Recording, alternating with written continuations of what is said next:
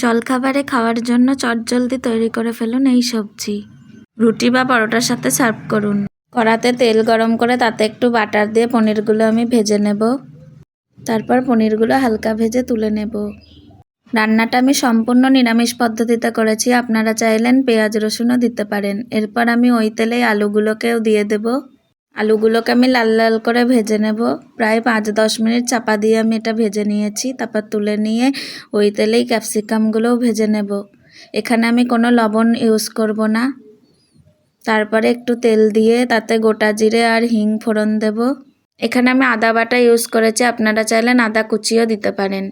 এরপর একে একে টমেটো কুচি, কাঁচা লঙ্কা, লবণ, চিনি দিয়ে ভালো করে মিশিয়ে নেব। মশলাটা যাতে পুড়ে না যায় তাই একটু সামান্য জল দেব। তারপর ভালো করে মিশিয়ে নেব যতক্ষণ না টমেটোগুলো ভালোভাবে রান্না হচ্ছে।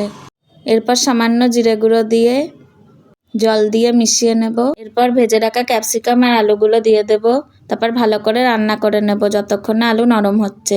তারপর পনিরগুলোও দিয়ে দেব। ভালোভাবে রান্না করে নেব যতক্ষণ না মশলার সাথে সবজিগুলো মিশছে।